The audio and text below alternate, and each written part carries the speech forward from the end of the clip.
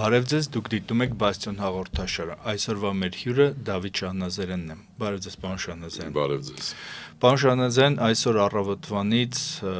իրավապահները ձերբակալություններ են իրականացնում, խուզարկություններ են իրականացնում եւ երեկ էլ հրապարակվել էր ինչ-որ հեղաշրջման պլան։ Հավատում եք հեղաշրջման պլանի գոյությանը։ Դեք առայժմ զերծ կմնամ շուր մանրամասն վերլուծելուց։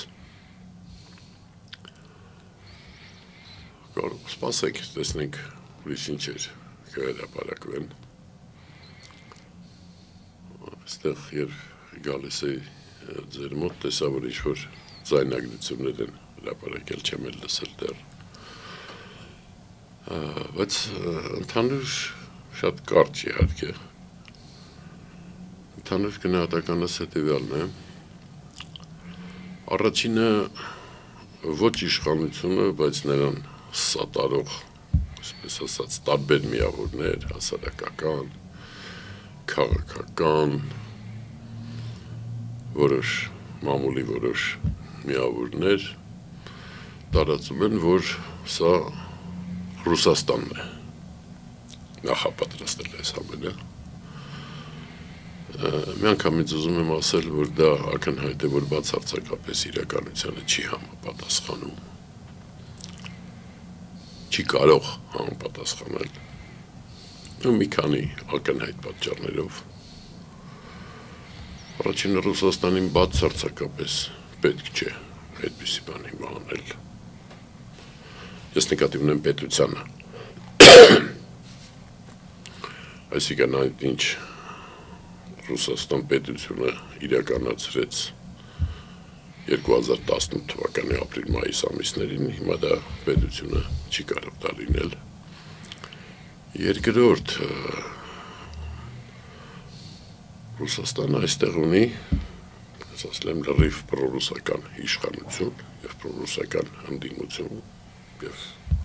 նրանց բացարձակապես պետք չէր այստեղ փորձել ինչ-որ բան անել։ Երրորդ, այն փաստաթուղթը, որ երեկ հրապարակվել էր, ճիշտ կլինի այսպես ասել, փաստաթուղթը կարդացի, հումորով եմ վերաբերվում նման փաստաթղթին, որտեղ նման անգրագիտություն, եթե Ռուսաստանի հատուկ ծառայություններն են, որոնք բավական արդյունավետ են աշխատում, այդ իմաստով, գուցե նաև շատ ավելի արդյունավետ, քան խորհրդային միության հատուկ ծառայությունները, այդպիսի անհետեթություն իհարկե չէին կարող պատգրել, ես նույնիսկ չգիտեմ ով է գրել։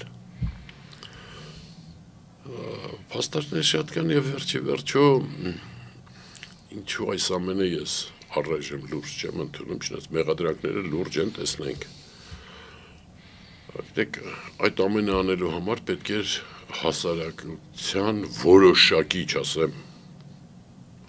ճնշող աջակցություն, ճնշող մասի, ակնհայտ է, որ այս ընդդիմությունը, բոլոր նրանք, ովքեր այսօր արդեն քննչական կոմիտեի կողմից մեղադրվում են կամ գործողություններ են կրում, նման աջակցություն բացարձակապես չունեն։ Շատ պարզ օրինակ, եթե կարողանային թեկուզ մի քանի հազար, 5-7 հազար մարդ մի անգամից հավաքել փողոցում, այսօր առավոտյան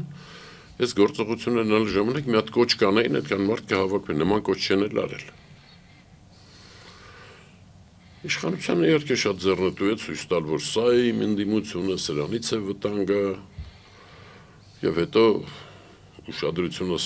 շեղել Հայաստանի պետականության համար մեծագույն սպառնալիք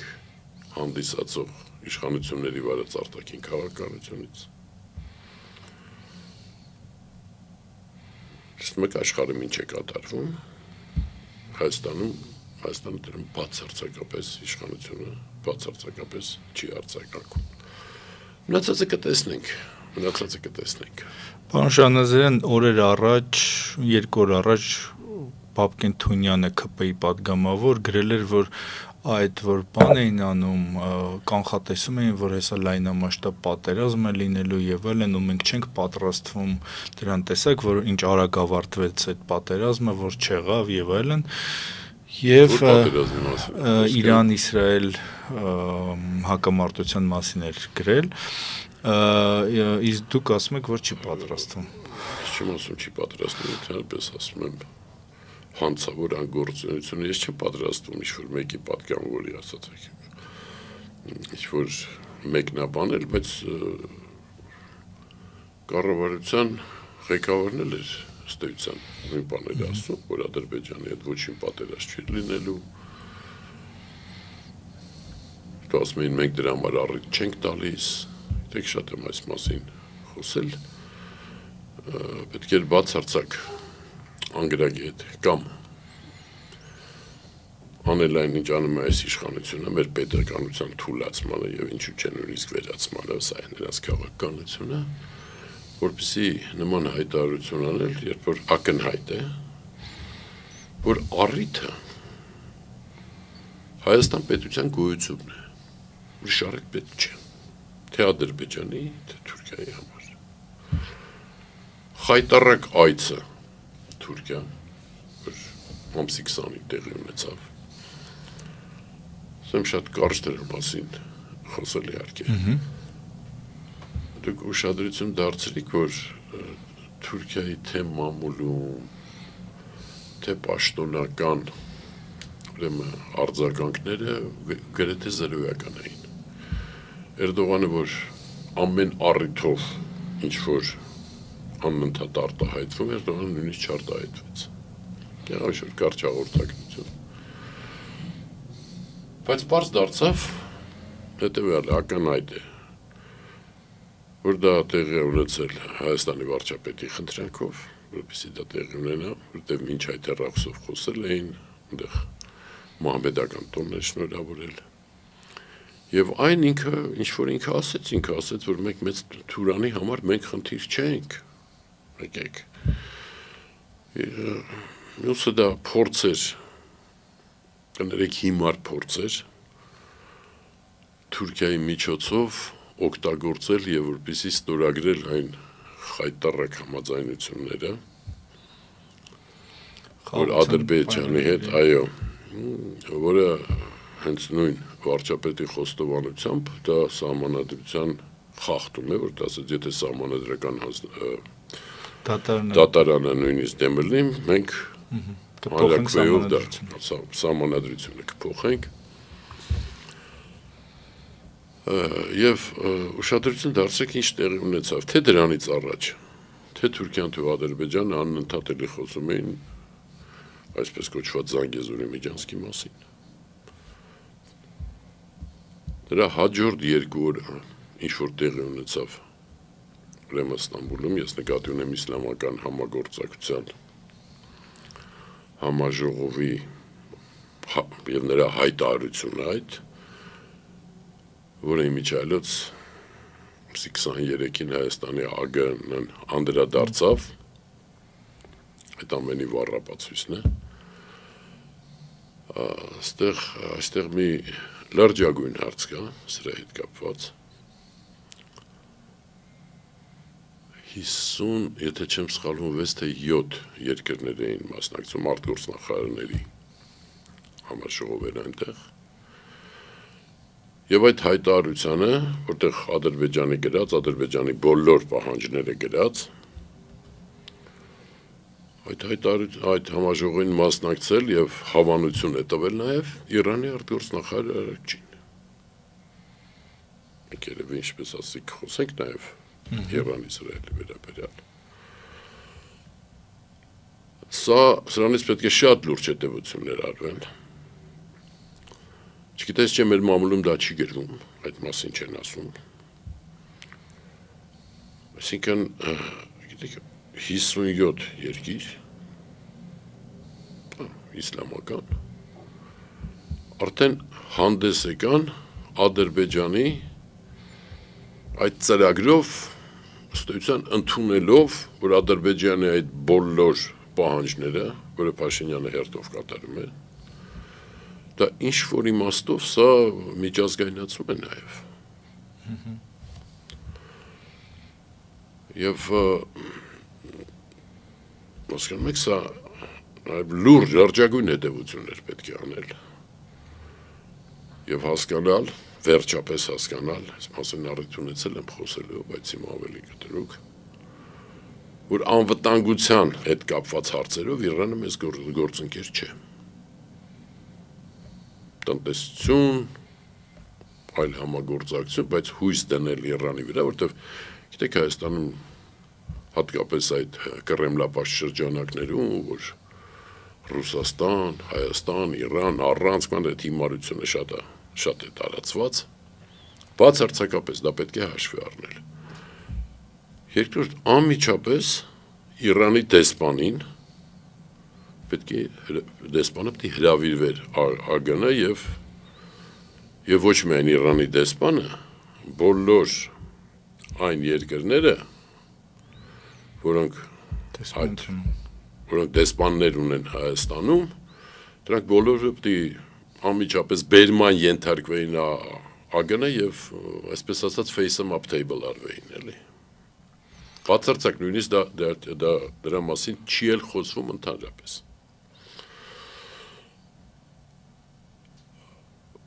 Սա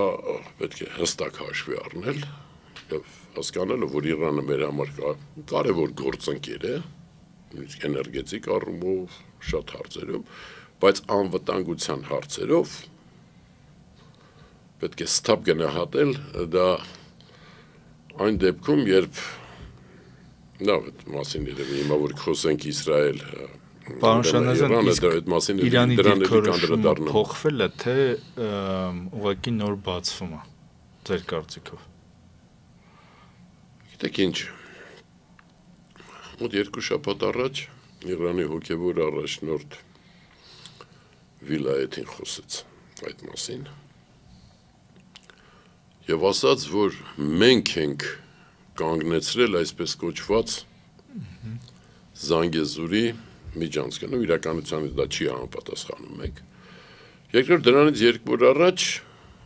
նույն Զանգեզուրի միջանցք Էրդողանն էր ասել եւ ասել էր, որ Իրանը այս հարցում էս պետք է օգնի, դրան էլ ոչ մի անդրադարձ։ Ադրբեջան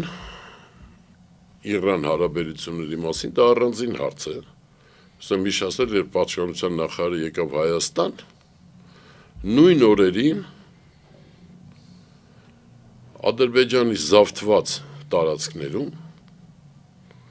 համատեղ զորավարժություններ էին արվում։ Եվ Իրանը, այս մասին խոսենք հաջորդ թեմայում իհարկե, անընդհատ աչք է փակում, թե ինչ է անում իրականում Ադրբեջանը Իրանի դեմ։ Իսկ Հայաստանի արտաքին քաղաքականությունը, գիտեք, ոչ մի դեպքում, ոչ մի բացասական հանկարծ երանգ չպետք է լինի ոչ Ռուսաստանի, ոչ Իրանի, ավելացնեմ ոչ Թուրքիայի, ոչ էլ Ադրբեջանի հանդեպ։ Չհասկանալով, այսինքն լավ էլ հասկանում են իրենց նպատակը, մեր պետականությունը եւ ինքնիշխանությունը պահպանելը, հզորացնելը չէ։ Ընդհակառակը ինչ են ասում։ Արդեն վարչապետը ճշգրիտ չեմ ցիտի, բայց ասեց, եթե մենք ինչ-որ հակադարձ անենք, դրանից Ադրբեջանը ավելի կոշտ կդառնա, բայց նման փալաս քաղաքականությամբ եւ չտեսնել ինչ է ասում Ադրբեջանը, այսօր նույնպես հայտարարել էր, որ պետք է ընդունեն, որ ադրբեջանցիները իրավունք ունեն վերադառնան Հայաստան, այսինքն դա Հայաստանի գործարման ծրագիր է։ Եվ վերջի դա նոր չէ, դա ավելի քան 100-ամյա ծրագիր է, որ ունեն, եւ այսօր, այսինքն Ստամբուլում, ներեցեք ճիշտ ասենք, Կոնստանդնուպոլիսում, երբ հայ համայնքի հետ հանդիպում էր, ասեց, որ մենք դեմ չենք, մենք խնդիր չենք Թուրանի համար, Թուրանը դա նեոօսմանիզմ է։ Իսկ այն ինչ տեղի ունենում այսօր Թուրքիայի ներսում, եկեք մի երկու խոսք էլ չնայստան մեծ թեմա է, 2 օր առաջ անգամ հայտարարվեց, որ նոր ռազմական հեղաշրջման փորձը մոտ 200 գործող եւ նախկին զինվորականներ նորից ազատազրկվեցին Թուրքիայում։ Շատ կարճ ասեմ, այս վերջին ամիսների իրադարձությունները ընդդիմության առաջնորդի Կոստանդնապոլսի ուրեմն քաղաքապետի կալանավորում ամեն ինչը իրականում սա շատ ավելի խորն է այս ամենի արմատները։ Թուրքիայում ես կասեի ստրատեգիական, այսինքն ռազմավարական հակասություն է նեոիսլամիստների, այնտեղ երկու հիմնական ուղղություն կա, չէ, նեոիսլամիստ չասեմ, նեոօսմանիստների եւ իսլամիստական այս երկու գիծը տանող այս իշխանությունների եւ աշխարհիկ Թուրքիայի, այսինքն Աթաթուրքի այս դեպորտների միջև եւ սա շատ ավելի խորն է, այսինքն աշխարհիկ պետության եւ իսլամական եւ նեոիսլամիզմի միջև։ Սա բավական խորն է, առայժմ իհարկե Էրդողանին դա հաջողվում է, Էրդողանը դարձել է լուրջ միջազգային դեմք այս իմաստով եւ հաշվի առեք, որ գրեթե բոլոր քաղաքներում մեծ ու փոքր, հատկապես ծովափնյա բոլոր քաղաքներում, արդյունք Բուրսայից բացի միջայլոց Էրդողանը պաշտպաններ չունի իսկապես։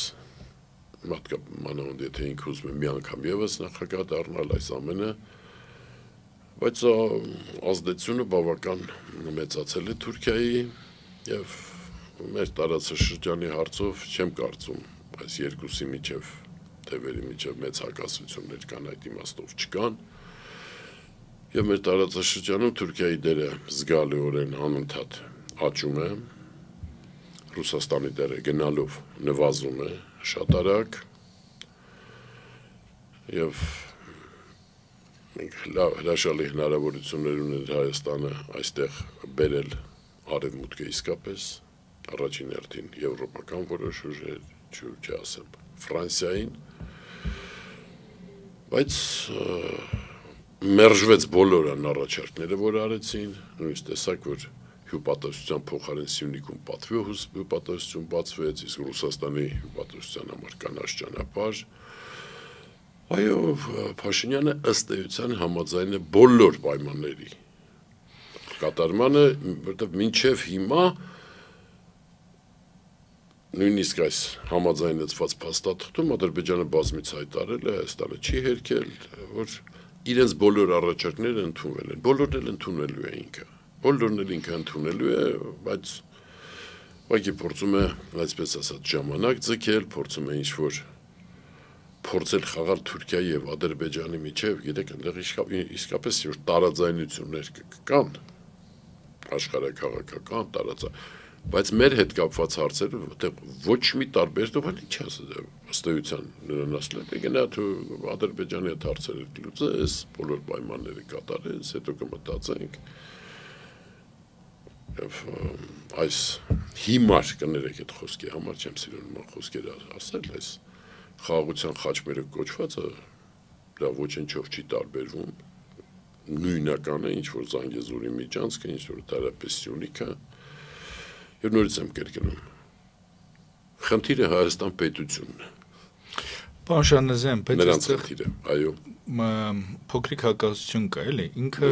դուք ասում եք, որ ինքը ուրեմն ռուսական շահերը ներկայացնող Ռուսաստանի կողմից ուղարկված մարդ է, ինքն էլ ինչ որ իմաստով ուղարկված չասեց։ Ինքն էլ ինչ որ չափով ընդունում է դա, որտեղ ասում է, որ ես Բաստիոնի վարչապետ էի, բայց չի ասում թե Չէ, Բաստիոնի չէ, կարծեմ Ֆորպոստով։ Հա, Ֆորպոստի կներեք Բաստիոնը մեր հաղորդումն է։ Չէ, բացի դիմացն է լրիվ, Ֆորպոստի իմաստը մի քանի ժամ դիմանալն է միջև զոհվել է։ Ֆորպոստի վարչապետ էի, այսինքն ինքն էլ ընդունում է, որ այդ հեղափոխությունը կասկածելի է դա հեղափոխություն անվանելը, բայց մյուս կողմից էլ եթե ինքը գնում եւ փորձում է, ինքը նաեւ զուգահեռացում է, որ գնում եմ Թուրքիայի հետ բանակցեմ, որ ռուսական ազդեցությունը կչացնեմ եւ այսպես ռուսամետ ընդդիմությունից ազատվեմ եւ այլն, ու դրա համար ինձ օգնում է Թուրքիան։ Բայց մյուս կողմից եթե դե մոտավորապես այդ տրամաբանության մեջ էլի կառուցվում իր քաղաքականությունը, բայց այդ դեպքում ինչու ինքը գնում Թուրքիա, ինչու այդպես ստորացուցիչ բաներ են, որ դուք կոպիտ սխալ արեցիք ստեղ, որ այդ անձի մասին խոսելուց տրամաբանություն խոսք օգտագործեցիք, ես դա չեմ նկատել, կներեք, որ ուղղում եմ ձեզ։ Դեք Հայաստանում եղել է 3 պրոռուսական իշխանություն, ես հիմա ինքս եմ իս ցիտում, երևի 2 տարի առաջ եմ սա ասել, եւ 1 ռուսական իշխանություն, գործընկերություն եմ ներկայիս իշխանությունների։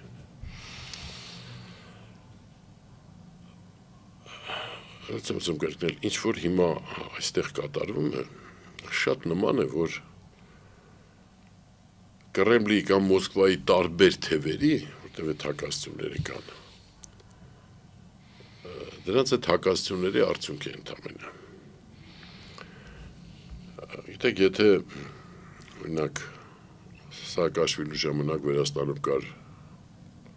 այսպես կոչված պրոարևմտյան իշխանություն եւ պրոարևմտյան ընդդիմություն, հիմա Հայաստանում նույն վիճակն է,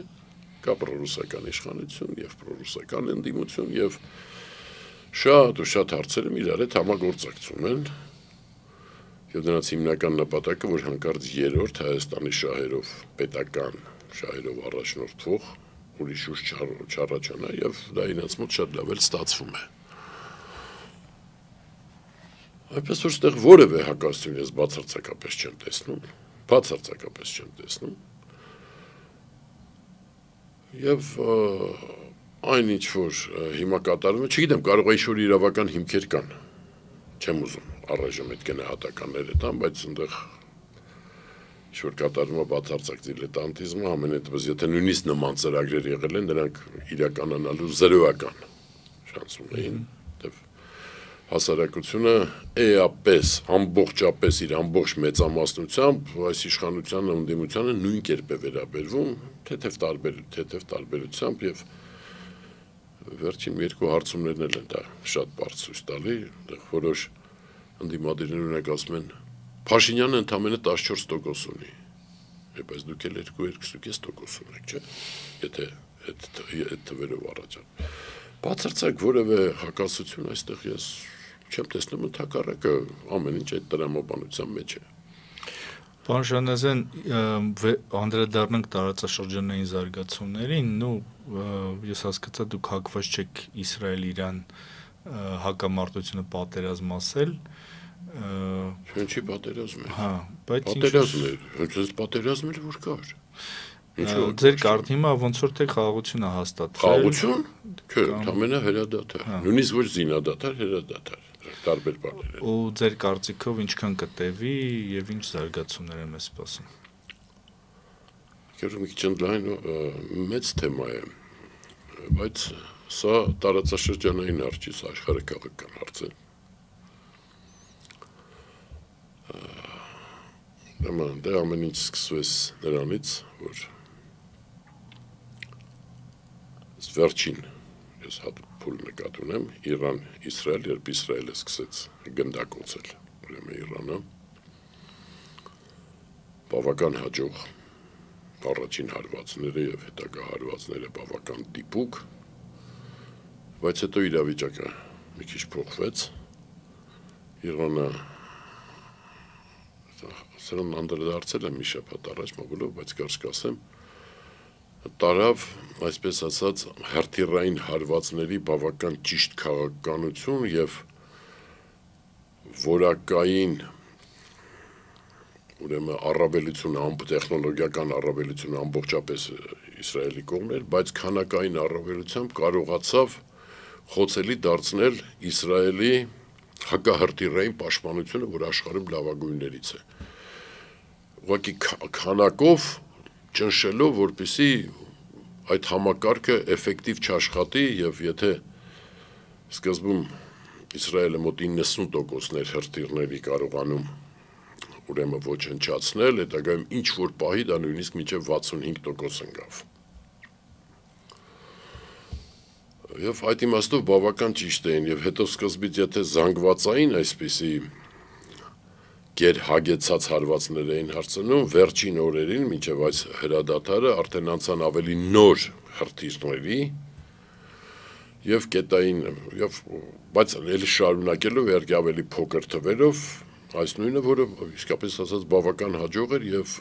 եթե այսպես շարունակվեր բավական հսկայական քանակ դեռ Իրանը ուներ Իսրայելի վարչապետի պատմամբ 20,000, իսկ այնտեղ օգտագործվել է առավելագույնը կարծում եմ ոչ ավել քան 600-650 հրթիռ առավելագույնը ապա Իսրայելն էլ բավական ծանր վիճակի մեջ էր ընկնելու Օրինակ մի բան էլ ասեմ զոհերի թիվը եթե համեմատենք արդեն հրադադարից հետո պաշտոնական Իրանինը պաշտոնապես հայտարարվեց 610 եւ մոտ 5000 կարծեմ վիրավոր Իսրայելն 28 եւ մեծ քանակությամբ զինվորականներ եւ գիտնականներ է ոչնչացրել Իսրայելը այդ դեպքում երբ որ Իսրայելում ընդամենը 1 զինվորական է զոհվել անել իր տան վրա ռումբ էր ընկել սա նաեւ բացատրվում է նրանով որ Իսրայելում այդ Իրենց կոչվում է ուրեմն թիկունքի ծառայություն, կոպիտ ասած քաղաքացիական պաշտպանությունը աշխարհում երևի լավագույնն է եւ հրաշալի աշխատել է։ Սա իհարկե առանձին թեմա է։ Հիմա անցնենք ամենակարևորին։ Ակնհայտ է, որ Իսրայելը չկարողացավ լուծել այդ խնդիրը, որ իր առաջ դնել էր, այսինքն ինքը ինչ որ հայտարարում էր, ոչնչացնել ամբողջապես Իրանի միջուկային ծրագիրը Երկրորդ խնդիրը, որ Իսրայելը դրել էր հրթիռային ամբողջ պոտենցիալը ոչնչացնել, էլի խնդիրներ կար, բայց այս երկու խնդիրը չկարողացավ լուծի եւ արդեն այս վիճակում ուրեմն ամսի Միացյալ Նահանգների հարվածներից առաջ մի քանի օր ուղղակի աղերսում էր Նեթանյախու, որպեսզի Միացյալ Նահանգները օգնեին եւ Միացյալ Նահանգները խառնվեցին։ Այդ գործողությունը, որ իրականացվեց, գիտեք, դա կմտնի պատմության մեջ, ընդհանրապես ռազմական գիտության պատմության մեջ կմտնի, ես նկատի ունեմ այդ միջուկային օբյեկտների ռմբակոծումը։ Դրա մասին դեռ ֆիլմեր են նկարահանվելու։ Ինչու պարոն Շանդրյան։ Եթե ժամանակը ներում է, ես մի քանի մանրամասներ ասեմ, ուրեմն տարբեր թվեր են պատտվում, ինչ որ ես ասում եմ, պատասխանատու եմ։ Ուրեմն միայն Միացյալ Նահանգներն ունեին այսպիսի խորքային ռմբակոծումների ռումբեր GBU-57 այն կոչվում այդ ռումբերը, որոնք ուրեմն մինչև 60 մետր երկաթբետոնե ուրեմն բունկերներն են կարողանում թիրախավորել եւ մինչեւ 100-110 մետր եթե ուղղակի հող է։ Առաջի անգամ այդ ռումբերը օգտագործեցին պատմության մեջ։ Ուրեմն այդ հարվածները, որ հասցվեցին, դիք այդ հարվածներից մի քանի ժամ առաջ ես իմ մի քանի ծանոթներին ասացի, որ առաջիկա 2-3 օրվա մեջ սա տեղի է ունենալու, բայց նույն գիշերը տեղի ունեցավ եւ ունի այդ հրաշք ուրեմն B2A Spirit կոչվող ռմբակոծիչները դրանք ունի ինքը վաղուց 93 թվականին է ամերիկյան բանակը ստացել այդ ռմբակոծիչները Ուրեմն տեսեք ինչ, հրաշալի քողարկման օպերացիա իրականացվեց։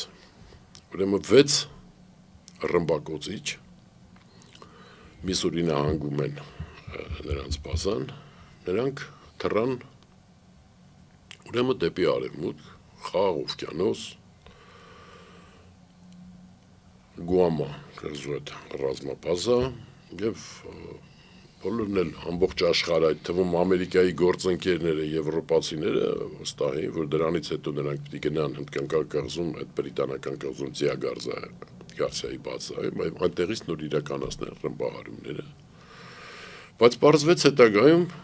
արդեն ռմբակոծումից հետո, որ 7 այդպիսի B2 ոչ թե դեպի արևմուտք են գնացել, այլ դեպի արևել, դեպի Ատլանտյան օվկիանոս։ Իրականացվել է 14 ռմբահարում, այսինքն 14 այդ GBU-57A ռումբեր են նետվել,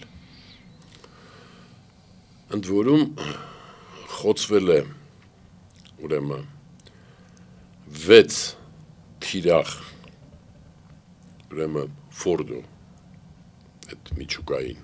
կենտրոնում եւ 2 թիրախ Ատանսում։ Օգտագործվել է 14 ռումբ։ Այսինքն ինչ է կատարվել։ Այդ ռմբակոծիչներից մեկը կարող է կրել 2 ռումբ։ 2 ռումբ նույն կետին։ Առաջինը ընկել է, այնուհետև նույն կետի վրա ընկել է երկրորդ ռումբը։ Այստեղ գիտեք ինչն է շատ տպավորիչ, այսինքն 37 ժամ թռիչք է եղել եւ առանց վայրեջքի հետո վերադարձել են։ 4-ից 6 անգամ վերալիցքավորվել են թռիչքի ընթացքում, այդ լիցքավորող ինքնաթիռները դրանք ամբողջապես պատրաստ։ Գործողությունը մշակվել է 2 շաբաթ եւ հիմնական մշակողը եղել է Միացյալ Նահանգների կենտրոնական ուժերի հրամանատար, ուրեմն գեներալ Կուչերան, իհարկե Պենտագոնը։ Պատկերացնեք 37 ժամ ըստ էության առանց այդ բասկաթոռից ըստ էության կարողանալու կանգնելու,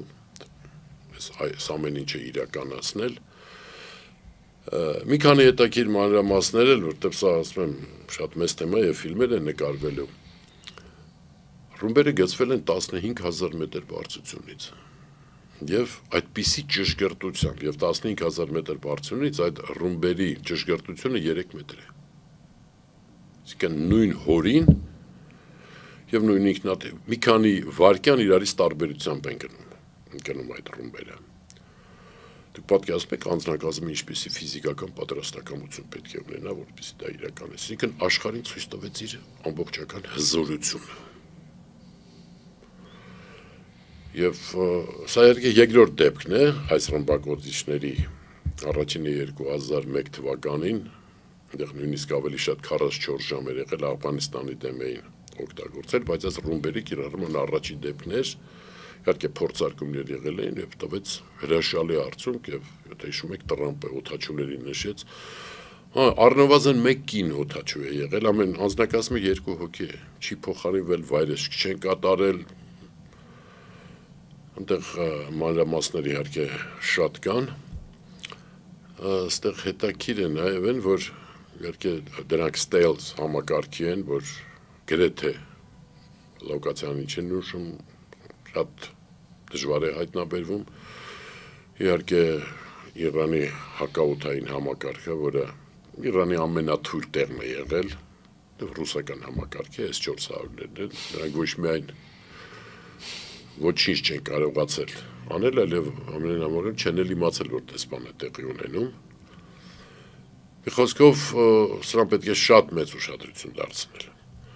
Եվ այնուհետև դրանից հետո, անմիջապես հետո, ըստության 2 օր հետո երկու կողմն էլ համաձայնվեցին եւ երկու կողմն էլ հաղթող են իրենց ջան։ Նետանյախուն հայտարարեց Իրանում 3։ Սա ընդամենը հրադադար է, որը կարծում եմ կպահպանվի։ Արդյունքների մասին Նետանյախուն էլ հայտարարեց սկզբից մի քիչ ուրիշ բան, բայց հետո հայտարարեց, որ ամբողջովին ծրագիրը ծանված է։ Տրամպն էլ հայտարարեց դա։ Ես ելնում եմ միայն ՄԱԳԱՏԵ-ի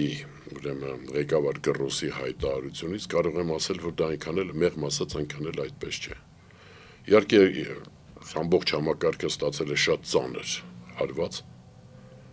Գիտեք, Իրանում 27 միջուկային օբյեկտ կա։ 27։ Այնտեղ կար 450 կիլոգրամ մինչև 60% հարստացված, ուրան 235-ով 60% հարստացված, ուրեմն ուրան ինչ է եղել դրա հետ, միայն Իրանի ղեկավարությունը գիտի։ Բայց չի պայթել։ Չէ, դա չէր կարող պայթել, բայց դա ամեն դեպս ռադիացիոն ամբարձություն դա իմիջիայլոց այստեղ նաև մեծ ռիսկ էր Միացյալ Նահանգների կողմից, որ ինչ կլներ ռադիացիոն անվտանգության հետ, երևի ճշգրիտ հաշվարկել էին, որտեղ են դրանք փլակլակների տակ են, էվակուացվել են, կիմանանք, շուտով կիմանանք, բայց դա մեծագույն խնդիր է, ինչ աստիճանի է վնասը, շատ դժվար է ասել, ինչքան ժամանակ կա հաջողվի վերականգնվել,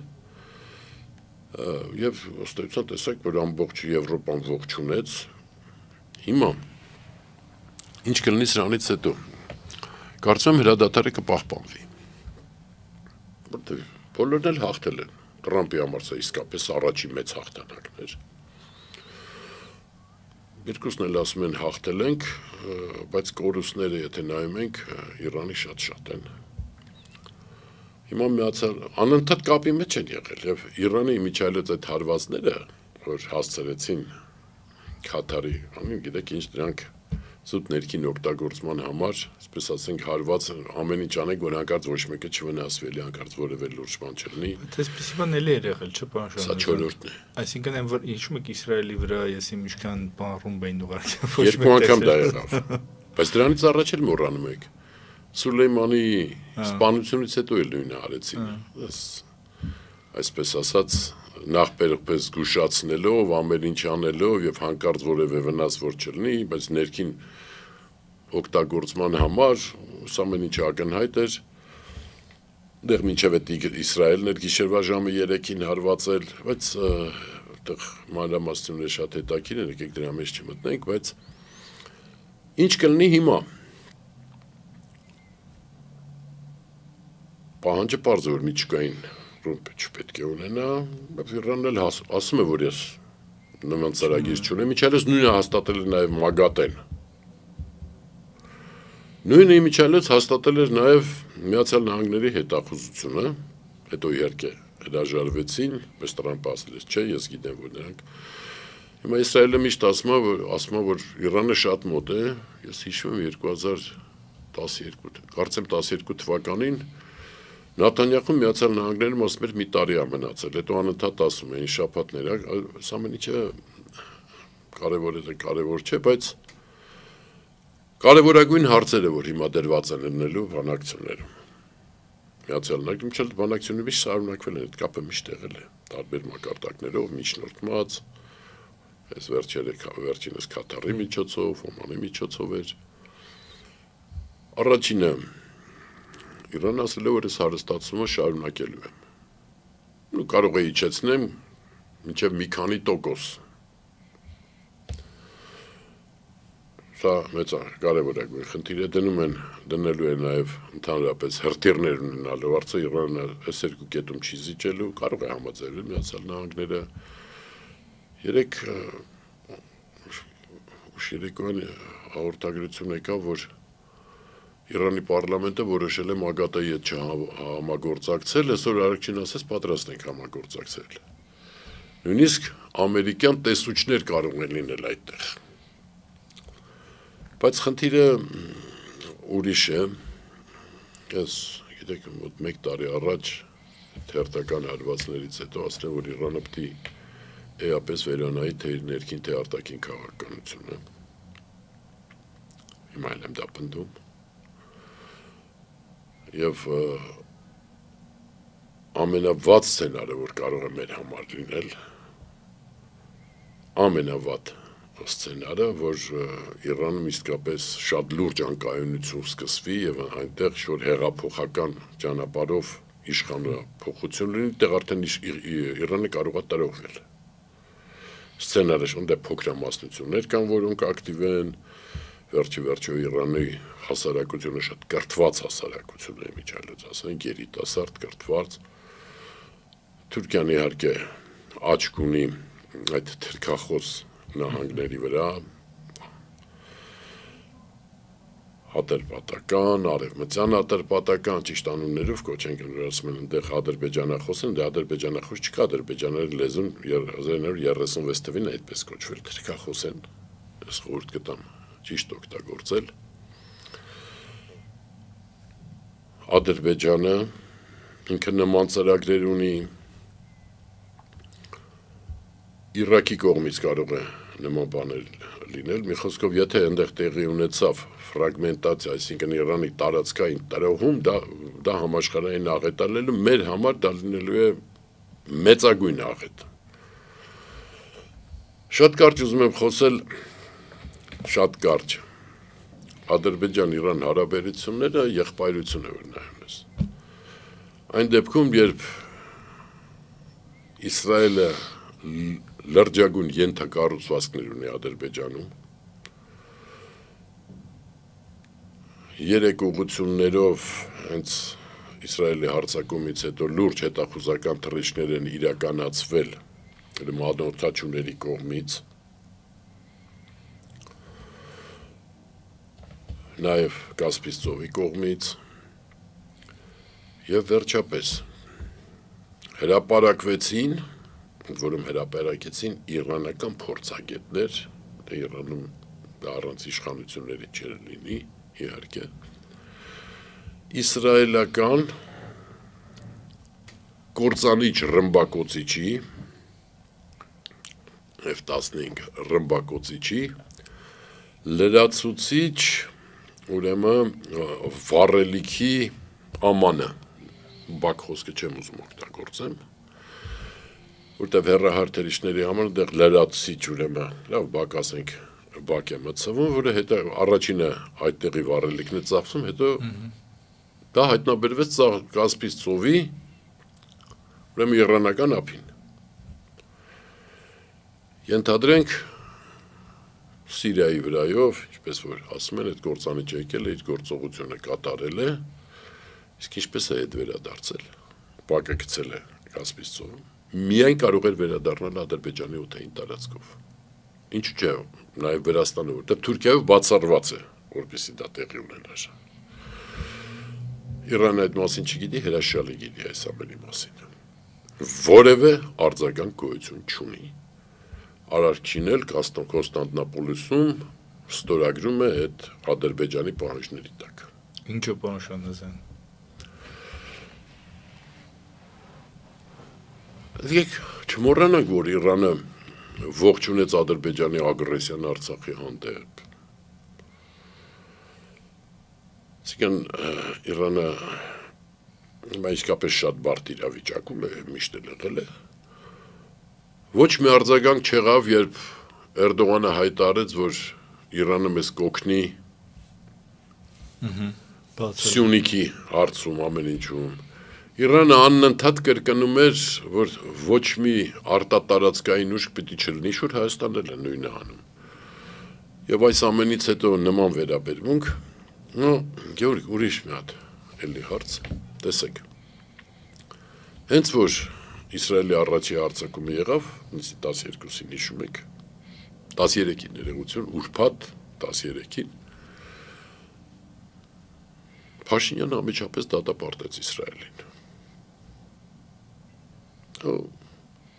Ես չեմ համարում, որ դա ճշգրիտ քայլ էր, Իսրայելը մեզ բարեկամ չէ, Ադրբեջանի դաշնակից, բայց պետք է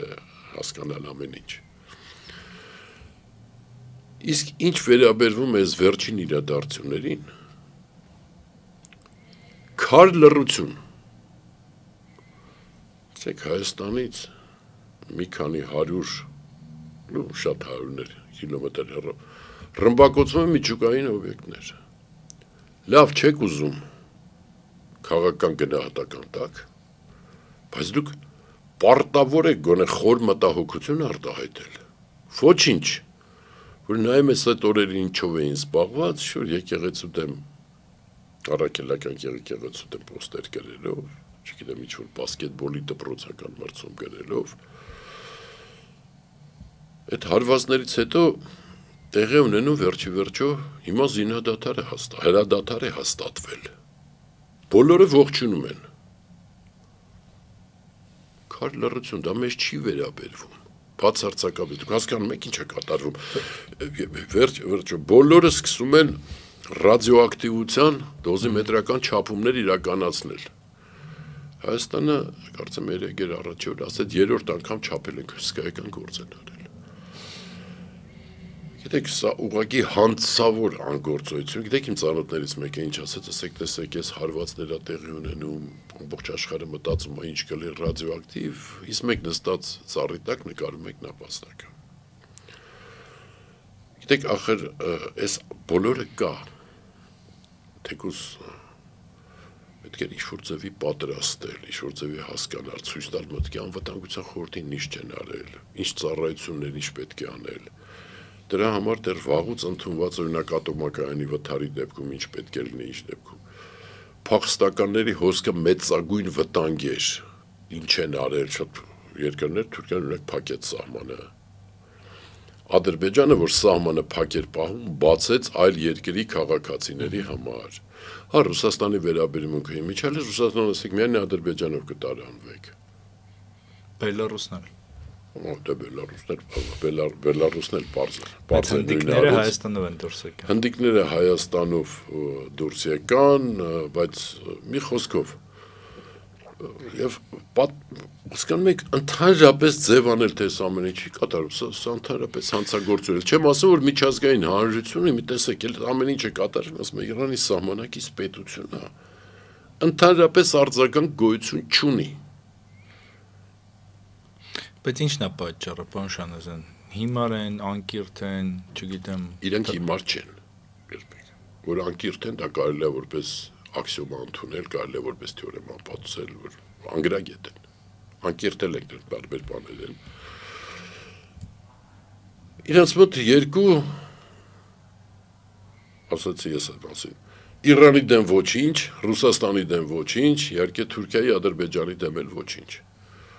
Ստոյցան իմ պարզում ենք դրանից ոչ մեկը մեզ դաշնակից չի նույնիսկ Իրանը։ Դաշնակիցների մենք մերժել ենք։ Ամբողջապես ենք մերժել։ Իսկ որպես այս թեման ավարտենք, Իրանի եւ Իսրայելի միջև ընդամենը հրադադար է։ Բանակցությունները կլինեն ամերիկան ջանշի, բայց մի բան էլ ասեմ, այնուամենայնիվ մի երկու շատ կարևոր օբյեկտների Իրանը չոչնչացրեց, այնտեղ գազախտիչություն գործարան կա, որ Իրանի 2/3 էլեկտրաէներգիան է ապահովում, մի խոսքով։ Եվ Իրանի շատ ձեռքը Միացյալ Նահանգների շատ ձեռքը տա, որ Իրանը ինչ-որ բաների համաձայնվի, դրանից հետո նույնիսկ արդեն ասեցին, պատժամիջոցները կանենք, նավթդ վաճառի ինչքան ուզում ես։ Իրանը սպառնաց, որ Հորմուզի նեղուցը կփակի, իհարկե չէր փակի, դա ինքնասպանություն կլներ։ Իրանում ներքին պրոցեսներ կգնան, բայց իշխանության ներսում թող դրան գնան, եթե ընդ ինչ-որ բան փոխվելու է, թող աստվածտա լինի էվոլյուցիոն ճանապարհով եւ ոչ թե ցնցումներով այդ մասին ասացի։ Ինչ կլինի բանակցություններում, սա դժվար է ասել։ Մի բան էլ ասեմ, շատ կարևոր։ Կրեմլում շատ ծանր են տանում այս ամենը, սա ահավոր է իրենց համար։ Սա շատ ավելի ծանր պարտություն էր, քան թե Քեմփ Դեվիդը, որ խորհրդային միությունում համարվում էր, որ իր դիվանագիտության ամենածանր պարտությունն է եղել։ Տեսակ չէ, որ Պուտինը անընդհատ փորձում էր խառնվել, Տրամպը պարզ ասեց, սպառվի քո գործով, գործ չունես։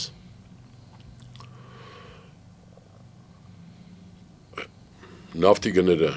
տեսակ չնայած այս իրադարձություններին, նավթի գները շատ չթռան։ Հիմա ամիջապես շարունակում են էլի անկում ապրել, ռուսական բրենտը այսօր կարդացի արդեն 5 թե 6%-ով այսօր էլի ուրեմն ընկել է եւ Ռուսաստանը կարծես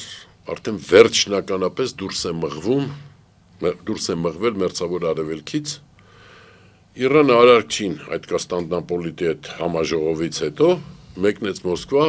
Պուտինին ասեց մենք ձեր օգնության կարիքն ունենք, ասին պատասխանը տեսակ այո հայտարարություն կանենք, ՄԱԿ-ի անվտանգության խորհրդում կխոսենք եւ այնտեղ վերջականապես խայտարակվեց ռուսական հակաօդային համակարգը որպես զրոյական։ Ուկրաինային է շատ օգուտ, որտեւ ուշադրությունը ամբողջապես այնտեղ էր Եվ մի շատ կարևոր հանգամանքել եմ ուզում ուշադրությունը հրավիրել, ինչ էր տեղի ունենում Միացյալ Նահանգներում նույն Տրամփի թիմում։ Այսպես կոչված ըստեյության կուսակցությունը կիսվել էր երկու մասի, դա իրենք են ասում։ Մի մասը այսպես ասած մագաականներն էին, Make America Great Again, դրանք էին։ Մյուս մասը այսպես կոչված նեոկոնսերվատորները, հանրապետականները, առաջինները ասում են, որ այդ իզոլյացիոնիստներն էին, որ ոչ մի բանի պիտի չխառնվենք, ինչա տեղի ունենում ենք դրա վրա թքած ունենք, դա մեզ չի վերաբերվում։ Բայց վերջը իմիջիալոցը տեղեր նաև փոխնախագահ Վենսը, հանրապետականներն են ասում, Թուլսի Հաբերտը, այդ հետախուզության տնօրենը, հատուկ ծառայություն չի, բայց կարևորը դեմ ինքն է զեկուցում նախագահին։ Եվ շատ ու շատ անուններ չեմ ուզում, կամ էլի հայտնի Տրամփի ամենամեծ աջակիցներից հակառակ կողմում էր Լենսի Գրեմը եւ շատ կարծում եմ Մարկո Ռուբիոն։ Եվ ըստ էության նրանք հաղթեցին։ Եվ սա ըստ էության Տրամփի առաջի հաջողությունն էր, ինքը որպես հաղթող երեք գնաց Հոլանդիա, ՆԱՏՕ-ի այդ գագաթաժողովին մասնակցելու, ամբողջ Եվրոպան նրան ըստ էության շնորհակալություն է հայտնում, դա ամբողջ արևմուտքի միասնական տեսակետն է, որ Իրանը պետք է միջուկային զենք չունենա։ Բոլոր այդ հանրապետականները, ոչ մագականները, դրանք նաև Ուկրաինայի ջերմպաշտպաններն են։ Հիմա ինչ տեղի կունենա այնտեղ վերաբերմունքը Ռուսաստանի հանդեպ, Մոսկվայում պետք է Միացյալ Նահանգների եւ Ռուսաստանի միջև բանակցություններ գնային, դա չեղարկեցի։ Ինչ տեղի կունենա, թեև այսօր էլի պետքարտուղար Ռուբիոն ինչ որ գրել էր, որ մենք չենք պատժամիջոցներ, չենք ուզում մտցնենք Ռուսաստանի հանդեպ, որպեսզի խաղաղության ճանապարհը բաց պահենք։ Շատ դժվար է ասել, բայց կարևորագույն իրադարձությունները, որ հիմա լինելու են, դա իհարկե Ռուսաստանի ագրեսիան Ուկրաինայի նկատմամբ ինչ կլինի եւ ինչ կկատարվի Ռուսաստանի սկսած այս ամառային հարձակման հետ, որովհետեւ կասկած չունեմ, որ ամբողջապես տապալվելու է։ Յուրգելի Հայաստանի մասին ասեմ, դուք տեսնում եք, որ մեր իշխանությունները ընդհանրապես պատերազմի չեն պատրաստվում։ Մենք մեր աչքի առաջ տեսնում ենք, ինչպես է պատերազմների որակը բարձրանում Ուկրաինայի պատերազմի 3 տարի առաջ եւ հիմա։ Լրիվ այլ տիպի պատերազմ է։ Բոլոր երկրներում արդեն ստեղծվել է, ոչ թե բոլոր, կարևոր, անօթաչուական, ուրեմն կառավարման զորքեր։ Սա ոչինչ չի արվում մեր մոտ այդ ուղղությամբ։ Ֆրանսիան Ուկրաինայում ուկրաինացիների հետ հենց նորագույն ապագայի օդաչուների գործարան է արդեն կառուցում, նոր տեխնոլոգիաներ։ Ինչ որ բան արվում է մեր կողմից։ Բացարձակապես ոչինչ, այն ինչ որ մենք պիտի Հնդկաստանից արդեն գնել ենք եւ պիտի ստանանք, վաղը դա ոչ մեկի պետք չի լինելու։ Այսօր տեսնում եք, որ ամեն ինչ կատարվում է օդում, եւ ըստ էության տեսեք Իրանը-իսրայելական պատերազմը, ընդհանրապես զինվորները իրար նույնիսկ չեն տեսնում։ Այսինքն մենք նույնիսկ անցյալ պատերազմին չենք պատրաստվում, երբ որ պետք է պատրաստվել ապագայի պատերազմին։ Ամբողջ աշխարհը պատրաստվում է պատերազմի, Փաշինյանս մեզ խաղաղության ծրագիրն է իմ անվտանգությունը։ Պարոն Շանազյան, բայց սա միայն Փաշինյանի խնդիրն է, թե ընդհանուր համակարգերի չաշխատելու։ Մեր քաղաքական դաշտի խնդիրն է, մեր քաղաքական դաշտը մեր պետության դեմ է ամբողջապես։ Ամբողջապես պետականությունը ոչ մեկի համար, թե այս ընդդիմության, թե այս իշխանության համար բարձրագույն արժեք չէ, ճիշտ հասկանաք։ Ասում են, թե ընդդիմությունը չի սպասում։ Ասում են, սպասենք, թե Փաշինյանը ինչ ուզում է տա։ Հետո դրանից հետո մենք կգան իրանք չեն գալու, մոռացեք։ Կրեմլը մեզ կդնի իշխանության, մենք էլ կասենք, ինչ անենք։ Դե ըստեյության ինչ կարմիր բանակին է սպասում։ Թե իշխանությունը, թե ընդդիմությունը կարմիր 11-րդ Կարմիր բանակի ըստ էության են քաղաքական պալիտաձերներն են, էլի չեմ ուզում հայերենից խոսքը ասել։ Սա է կատարվում եւ կործանարար ընդդիմադիր դաշտ ունենք մենք եւ հասարակություն, որ այս ամեն ինչը շատ լավ հասկանում է։ Տեսեք, քաղաքական դիսկուրսը իջացրել են հայհոյանքի մակարդակի։ Իրար հետ, երկուսով։ Եվ ասում Հայաստանում ներքին քաղաքականություն գոյություն չունի, կան ներքին ինչ-որ իրադարձություններ, բայց դե քաղաքականության հետ որևէ կապ չունի եւ պետությունը ուղղակի խժռում են երկուսը իրար հետ։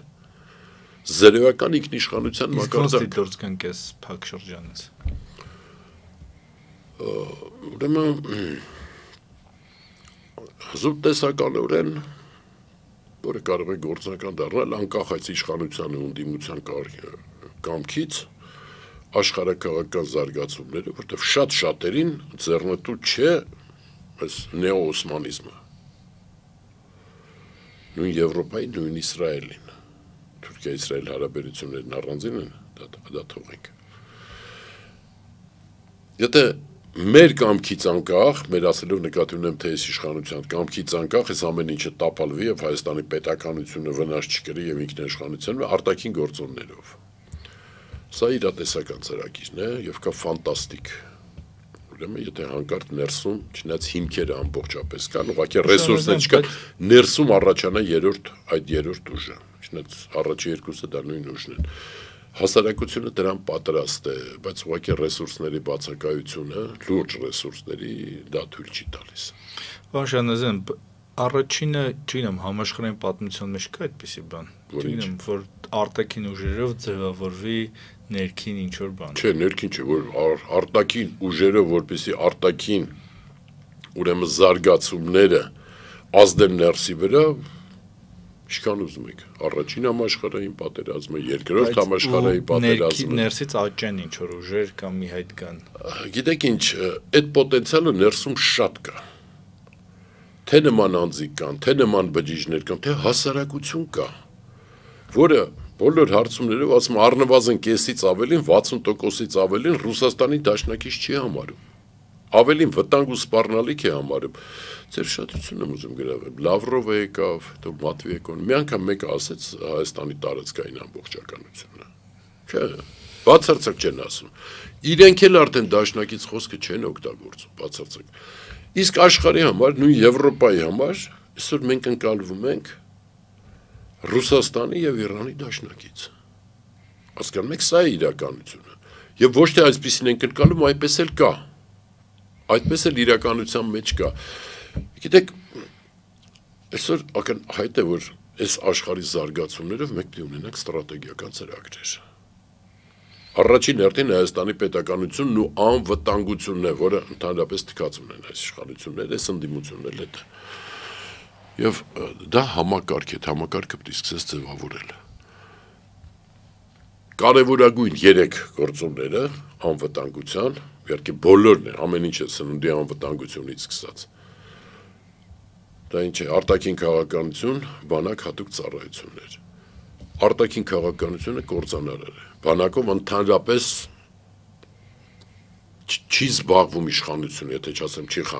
խանգարում։ Հատուկ ծառայություններն էլ չեմ ուզում հատուկ ծառայությունների մասին որևէ բան ասել, բայց ամենայն դեպս չի երևում։ Այն ինչ որ պետք է նույնիսկ անզեն աչքով երևար, ամենը չի երևում։ Այսօր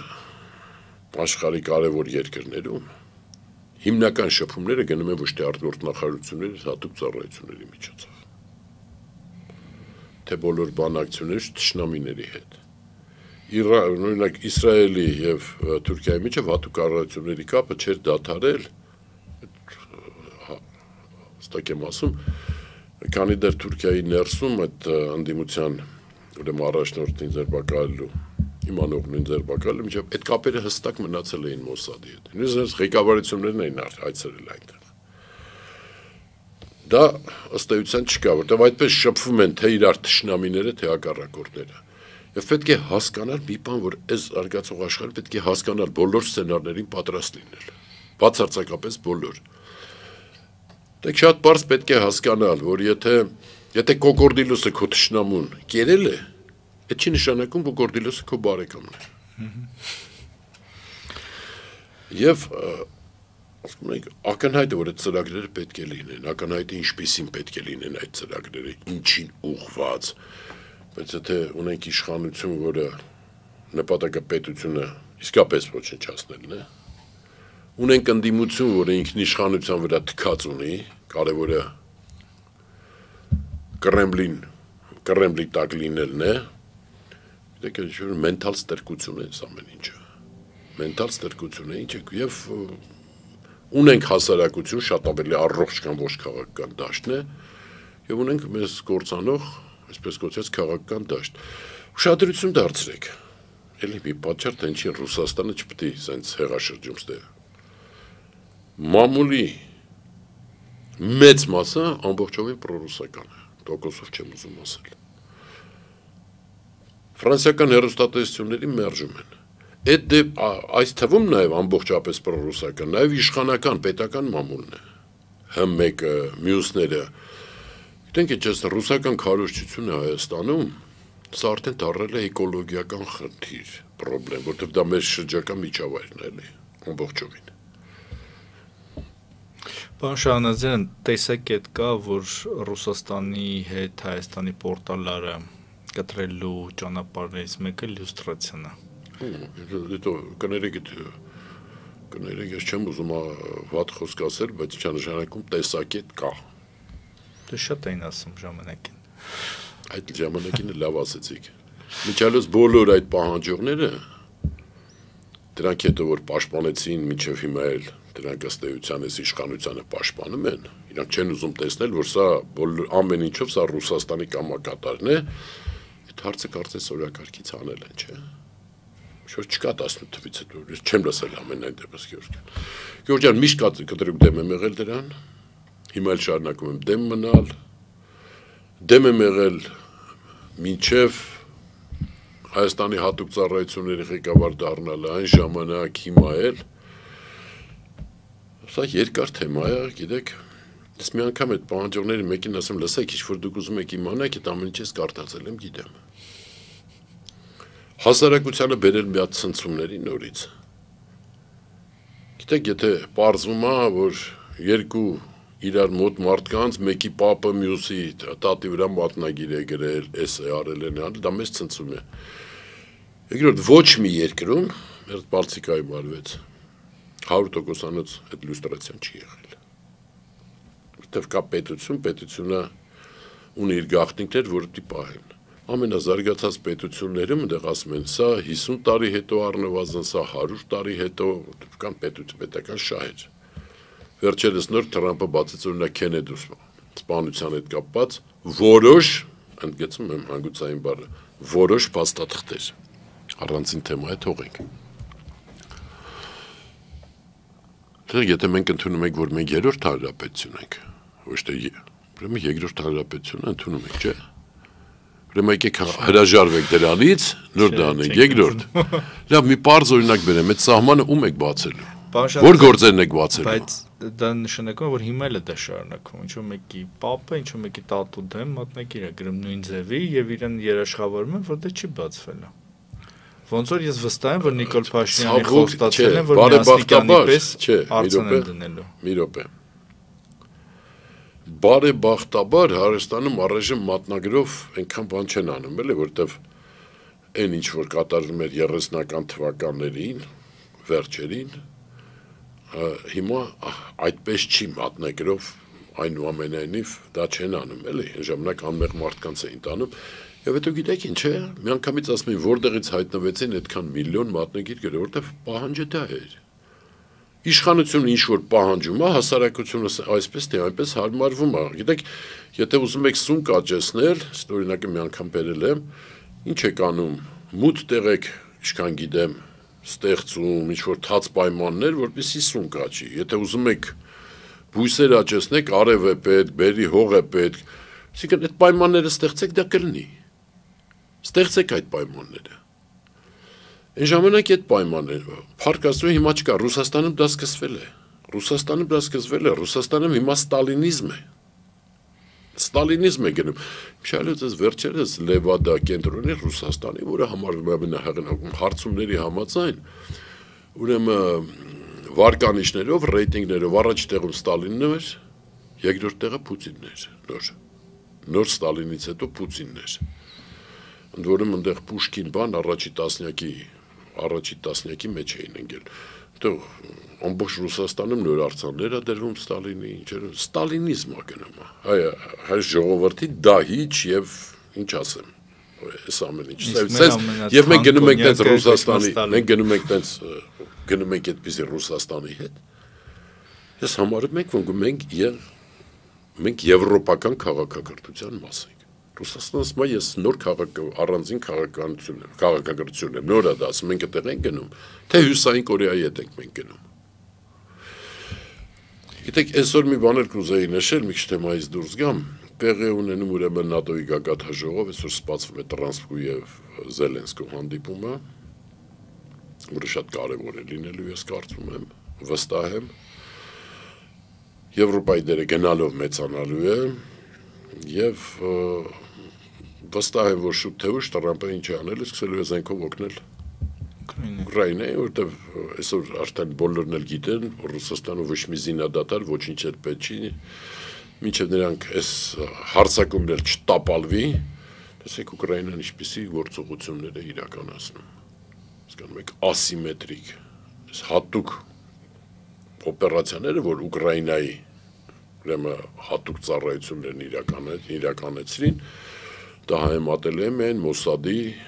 ուրեմն պեյջերների օպերացիայի հետ, թեև նա ավելի նուրբ էր, բայց եւ սա դեռ շարունակություն է ունենալու։ Ինչպես ավելի հանճարեղ։ Գիտեք, երկուսն էլ իր տեղը ունեն։ Միջալից ասեմ, Մոսադը մի շատ մեծ վրիպում է կատարել կապված Իրանի հետ։ Եվ ամբողջ հետախուզական ծառայությունները, ռազմական հետախուզություններ, ԱՄՆ-ը իրենք շատ սխալ էին գնահատել Իրանի հրթիռային պոտենցիալը։ Ասում են 2000-ի մասն է խոսքը, չէ՞, սկզբում։ Հրթիռները 20000 հայտնի է, Նեթանյախուն երկու անգամ հայտարարել է, բայց իմ տվյալներով շատ ավելի շատ են։ Իմ հստակ տվյալներով, բայց դա թերագնահատել են եւ այդ ամենը ասվեց։ Միջալից ասեմ, Իսրայելում շատ լուրջ դժգոհություն կա զինադատարից, առաջինը մի հայատյաց այնտեղ գործիչ կա Լիբերմանը անմիջապես հետո հայտարարեց, որ ոչ մի նպատակի չենք հասել, Նեթանյախուն հիմա ներքին խնդիրներ է ունենու եւ ըստ էության սա այդ երկու մարդու գործողություններն էին, Տրամպի եւ Նեթանյախուի գործողություններն էին։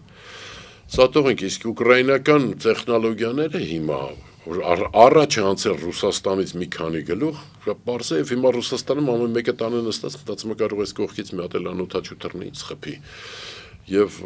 սա հաստատ շարունակություն է ունենալու, բազմաետապ է լինելու, սա իհարկե առանձին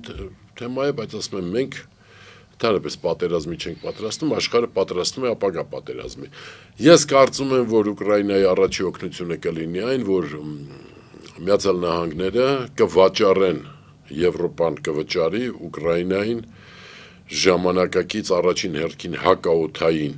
միջոցներ, ինչու՞ չէ, կարծում եմ նաև Գերմանիային կթույլատրեն, որպեսզի Taurus այդ հրթիռները տա, եւ հակաօդային համակարգը գոնե հենց չեմ ասում իսրայելականի 5-աստիճան հակաօդային համակարգ ստեղծեն, բայց այնտեղ անպայման պետք է ուժեղացնել, որտեղ այսօր Եվրոպայի ամենահզոր բանակը Ուկրաինայի բանակն է, դա պետք է հասկանալ։ Իմիջիալից 3 արդեն ՆԱՏՕ-ում հետաքրքիր բան, 5 պետություններ հայտարարեցին, ՆԱՏՕ-ի անդամ պետություններ, որ Ռուսաստանի հետ սահմանը ամբողջովին սկսում են ականապատել։ 3 մերբալթյան երկրները, Լեհաստանը եւ Ֆինլանդիան։ Ուղղակի այդ պատմության մեջ, պարոն Շահնազյան, ինձ համար շատ բան է, էլի, որ եւ Ռուսաստանը եթե հաղթի, մենք պատժվելու ենք, եւ եթե ինքը պարտվի, մենք էլի պատժվելու ենք որպես Հայաստանի իշխանությունների կողմից, ինչ էլ լինի, մեր համար երկու լուծում կա, լավ կամ շատ, որտեղ Հայաստանի իշխանությունը երկու ճարիքից գիտեք որն են ընտրում։ Միշտ վատը, ավելի երկուսն են։ Չէ, գիտեք, Ռուսաստանը պատմականորեն է դատապարտված։ Պատմականորեն, որտեղ